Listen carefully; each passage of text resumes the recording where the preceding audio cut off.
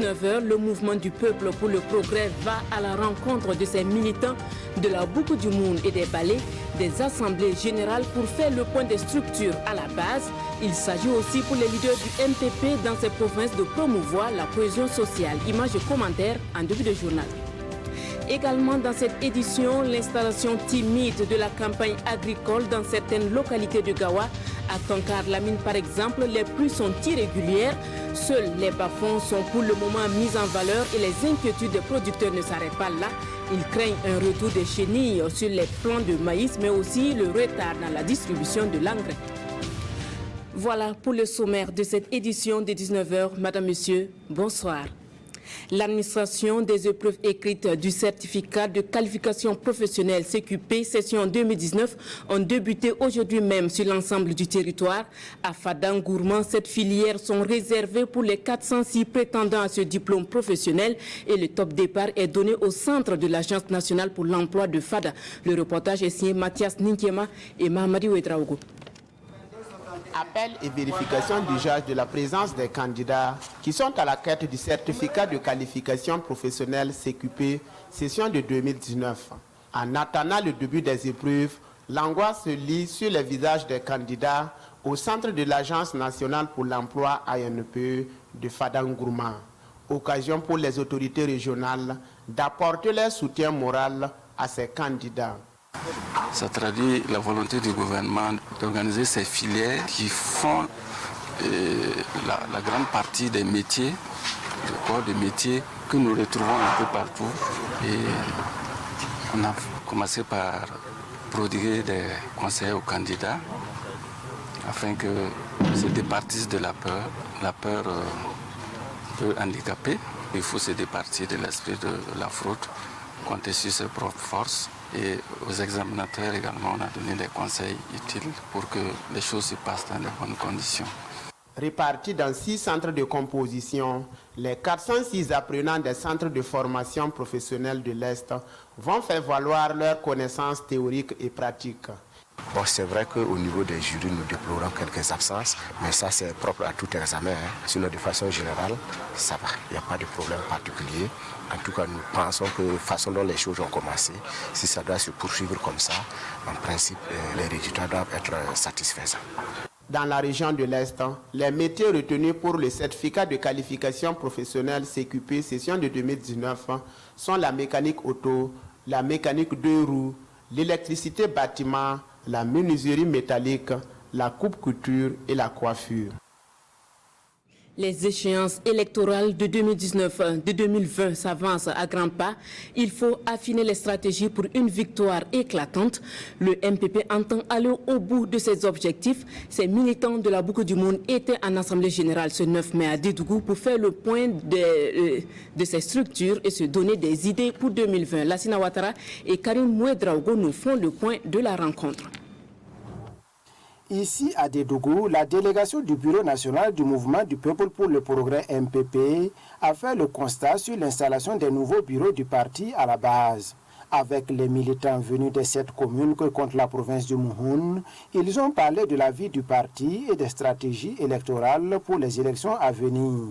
Il s'agit pour nous de sortir, faire le point un peu de la mise en place des structures et aussi maintenir le contact à la base, parler un peu de la situation nationale et engager les militants sur le chantier du combat politique. Bon, il faut dire que tout se passe globalement bien, dans notre région en tout cas, aussi bien au niveau des sections, des sous-sections que de la section, et que des cellules de base aussi. Depuis que nous avons fait le renouvellement de nos structures, bon, on attendait que nos responsables puissent venir pour une prise de contact avec les militants. Donc, on se réjouit en tout cas d'avoir permis que cette assemblée générale puisse se tenir.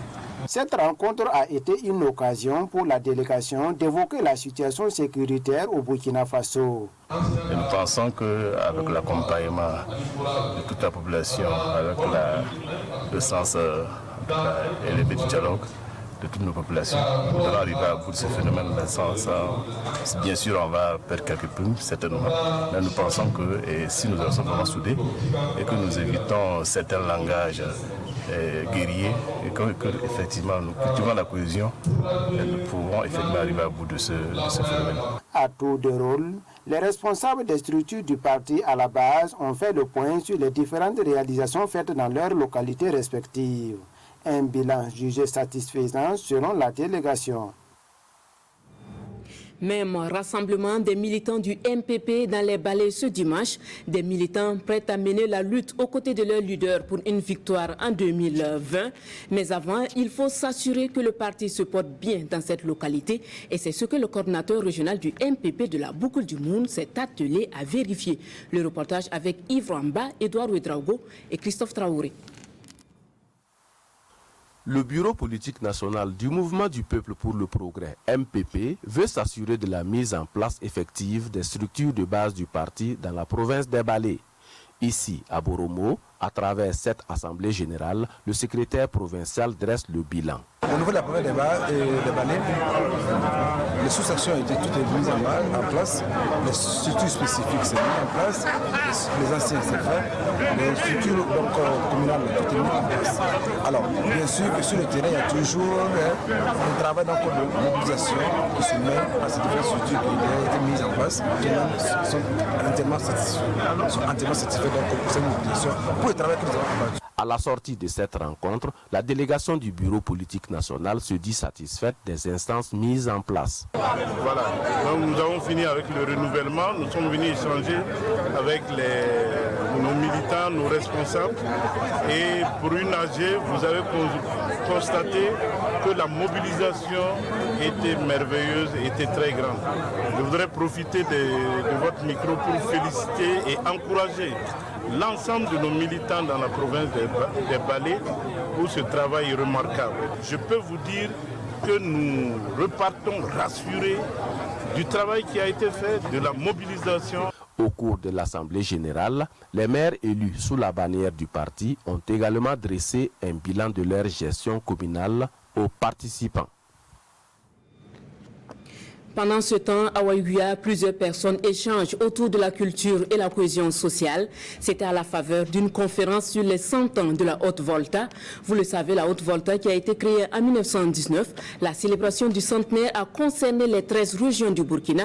Et à Waïguya, les conférenciers ne se sont pas privés de faire un cours d'histoire. C'est un compte-rendu signé Abdelkader Sawadgo et Alidou Alain Sawadgo.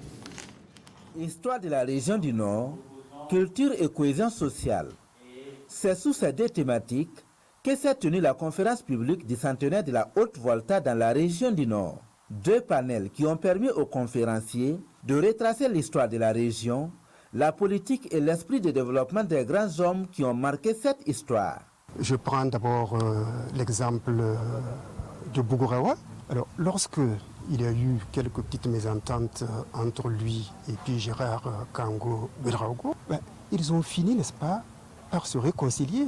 Et cette réconciliation donne un exemple très intéressant pour nous, pour les jeunes. Nous voudrions que la génération actuelle s'inspire donc du combat de ceux qui nous ont précédés. Donc c'est en fait des repères que nous recherchons, des repères donc sûrs et qui pourront donc guider les générations actuelles et à venir. Pour les participants, cette conférence leur permet de découvrir davantage l'histoire de la région, l'idéologie des prédécesseurs et leurs engagements pour la paix et la cohésion sociale. Ils ont émergé pour ça, jusqu'à d'autres même se sont fait bannir pour qu'il y ait la cohésion sociale. Voyons qu'ils ont beaucoup fait. Voilà, c'est le cas de Gérard Kango qui a été banni en 1952 pour avoir collaboré avec d'Orange. Bon, le message qu'on a, c'est que la jeunesse se lève, qu'ils éveillent leur conscience pour vraiment se battre pour ce qui est à venir, car on a beaucoup de choses à faire.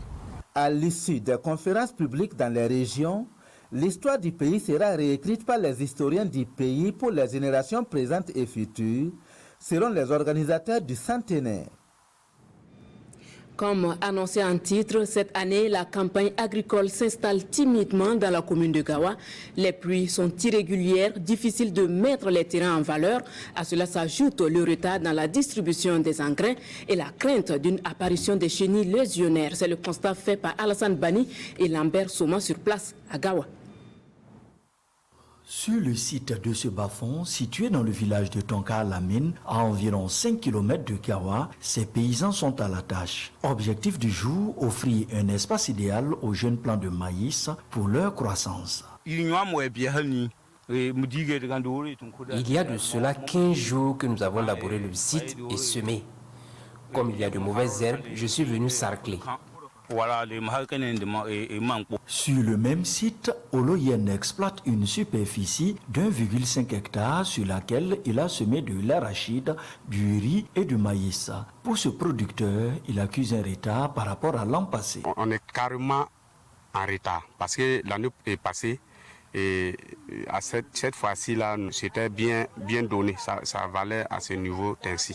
Ce retard est dû à la pluie parce que l'année passée, en avril, on avait semé. Mais cette fois-ci, cette année-là, c'est en juin là qu'on a pu semer. La disponibilité de l'engrais subventionné est un véritable casse-tête pour les producteurs qui se déplacent parfois vers les villages frontaliers d'avec le Ghana pour s'approvisionner. Pour le moment, on n'a pas eu des intrants parce que jusqu'à présent, on dit que les intrants sont venus. Mais pour le moment, on ne nous a pas encore donné. Je trouve que chaque année, pour avoir les intrants pour mettre, on est chaque fois en retard. Je me suis rendu à Kumbu pour acheter de l'engrais. Cette année, c'est très difficile d'en trouver. Autre menace qui pèse sur ces débuts de campagne agricole, c'est la présence de chenilles sur certains pieds de maïs. Il faut traiter au moins 3 fois les plants, sinon les chenilles vont ravager tout le maïs. À ce stade de la saison, ces producteurs ne s'activent que sur les bas-fonds. Les champs restent encore inexploités du fait de la faible pluviométrie et ils espèrent au plus vite l'installation définitive de la saison des pluies. À propos du lasso, on parle e-commerce, s'adapter et entreprendre dans le domaine des technologies de l'information et de la communication. L'idée est portée par Sam Associates qui a initié une formation au profit des élèves, étudiants et des particuliers. Il s'agit pour ces structures d'outiller ces jeunes et les encourager à se lancer dans le e-commerce. Kassoum Milogo et Ismaël Satuné Paris. Ces jeunes bobolais, la plupart étudiants, sont à l'école de l'entrepreneuriat digital. Ils sont là pour avoir des connaissances dans le domaine des technologies de l'information et de la communication, notamment les e-commerce. C'est une initiative de l'entreprise Sam Associates en collaboration avec Digital Wealth.